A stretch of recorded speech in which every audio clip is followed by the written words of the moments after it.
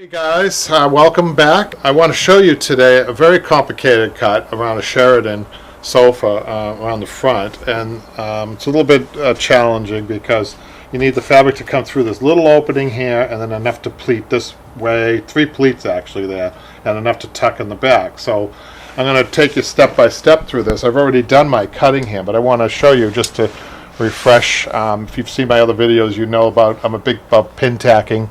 So I pin tacked the seat down front to back, and I made sure that it was stretched properly. That's the first thing, right? So I've got my seat stretched. Let's pretend like this is the fabric. Let's put this on. So the first thing you want to do before you get over to here is make the back cut, which is a really easy cut. So it kind of relieves you a little bit on the back. The back, you don't get too many of these back cuts that are this easy. So what it is, so guys, I'm trying not to use my right arm so I can really see you can see what I'm doing here. It's a little hard, but you can use, if you're a right-handed person, you know, you can go like this, but I'm gonna try to just tuck my fingertips to the surface area, no further than the surface area of the seat, right? And that's my focal point, so that when I cut at the 45-degree angle, I'm gonna back it off about an inch from where I am. Don't go all the way. You want enough so that it rolls in there. Watch. Just so habit forming to get in the way of you guys. I don't want to do that. Just kind of go like that. Look how nice that is, you guys, right? Then you're going to staple those back areas around the post, and then you can pull this. If this needs to be adjusted to the front, you can do that, but the idea is to get this tight before you start cutting, okay? Bottom line. Okay, so let's say you got it tight enough, and you're going to fold this. So what you're going to find is your fold is at a very unusual angle, and it becomes difficult to read. So I'm going to show you the mistake a lot of people make. Remember, I have to have enough fabric on both sides here to make a nice pleat, and I mean a good pleat. I don't want just a cheap half-inch pleat. I need at least an inch. So the mistake people make is, I've actually seen this, okay, which is really wrong. You can imagine after that's cut that that's not going to be good at all, right? So really, the way to think about it, when you're cutting around something that's difficult, you almost have to get in a very unusual body position in order to make your cuts, especially as a right-handed person on the right side of the sofa or chair that you're working on. So I'm going to take a piece of chalk actually to demonstrate this with chalk before I cut it, just to show you. So the stock on this arm behind here is about this thick. So that's my goal. The opening is right about here, in other words. So what I want to do is I want to focus on that, and I want to make sure, look what I do. I'm going to angle it this way. I'll tell you why.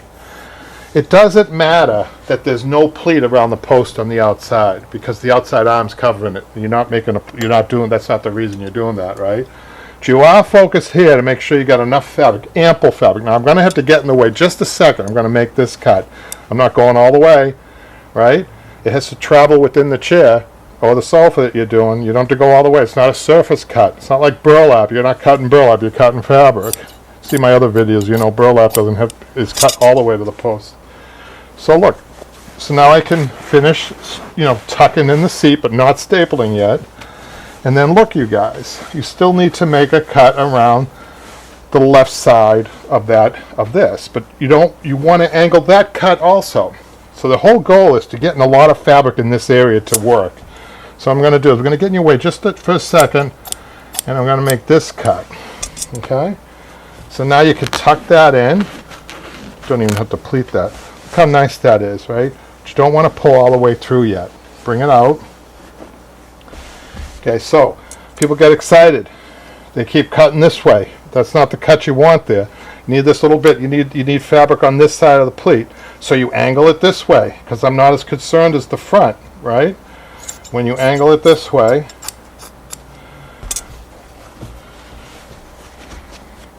look how nice this is going to be. Look at that. We're going to show you. We're going to bring the camera around to show you what I did on that side. But look, I have so much fabric here that I can trim this. Okay. Okay, let's show you what I was focusing on the other side. So here we are on the other side of the sofa, but I wanted to show you exactly what I did. I had enough fabric to really get an ample pleat underneath here and staple, and an ample pleat here and staple, and an ample pleat here and staple. So there's three pleats that have plenty of fabric underneath it. Over here, if you look carefully, it's not even a pleat. it doesn't matter because this is going to be covered. So I hope you learned something today. A Sheraton sofa, the front cuts of a Sheraton sofa. So we'll see you next time.